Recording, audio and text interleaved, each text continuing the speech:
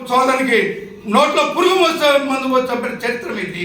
అదే ఒడ్ర కార్మికులకి ఆదుకున్న చరిత్ర ఎరపతినేని శ్రీనివాసరావు గారిది. కనుక మీరెవరు కూడా మీ నోరుందని మీ స్థాయి మరిచి మీ స్థాయి కన్నా ఎంతో ఉన్నతమైనటువంటి స్థాయిలో ఉన్నటువంటి మా ఎరపతినేని శ్రీనివాసరావు గురించి మీరు మాట్లాడితే మీ అందరి కూడా బట్టబయలు చేయడానికి మేము సిద్ధంగా ఉన్నాం.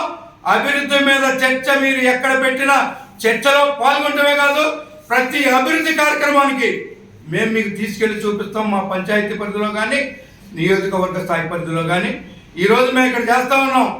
మరి మీరు అన్నారు, ఒక ఆయన అంటున్నాడు, ఒక 100 సంవత్సరాలకి ముందు చూపుగా ఏమన్నా పథకం చేశాడా మీ ఎమ్మెల్యే గారు అని చెప్పి అంటా ఉన్నాడు. గురజాల ఆర్డీఓ ఆఫీసు ఈరోజు కలెక్టర్ ఆఫీస్ తలదన్నే రీతిలో గురజాల ఆర్డీఓ ఆఫీస్ అని నడిపించాం. మరి రైతులకి మరి వాళ్ళ లిఫ్ట్ ఇరిగేషన్ నడుస్తూ ఉంది. మరి ఈరోజు ఇన్ఫ్రా ప్రతి ఒక్క రోడ్డు అన్ని డెవలప్ అయింది. మీరు కేంద్ర ప్రభుత్వం నిధులతో ఒక మెడికల్ కాలేజీ వస్తే దాన్ని మీరు మీ గొప్పగా చెప్పుకుంటా ఉన్నారు.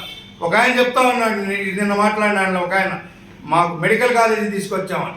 ప్రతి నియోజకవర్గానికి ఒక మెడికల్ కాలేజీ పథకంలో కేంద్ర ప్రభుత్వం ఇచ్చింది ఆ మెడికల్ కాలేజీ. జానపడ్ రోడ్డు గురించి మాట్లాడే ఒక ఆయన, కేంద్ర ప్రభుత్వం నిధుల్లో సెంట్రల్ గవర్నమెంట్ ఇచ్చిన ఫండ్స్ని కూడా మీ ఖాతాలో వేసుకొని ఇవన్నీ మేము చేసిన అభివృద్ధి, నవరత్నాల మంచిది మేము అభివృద్ధి 3,000 కోట్లు చేసామంటున్నాం.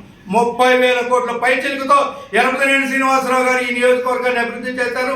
అంకెలతో కాదు, అభివృద్ధి ఫలాలతో సహా మేము నిరూపించడానికి సిద్ధంగా ఉన్నామని చెప్పేసి ఈ సందర్భంగా తెలియజేసుకుంటూ, ఎవరు కూడా స్థాయి మర్చి విమర్శిస్తే మాత్రం దానికి ఏ స్థాయికైనా ప్రతిస్పందన ఉంటుందని తెలుసుకోవాల్సిందిగా కోరుతా ఉన్నాం.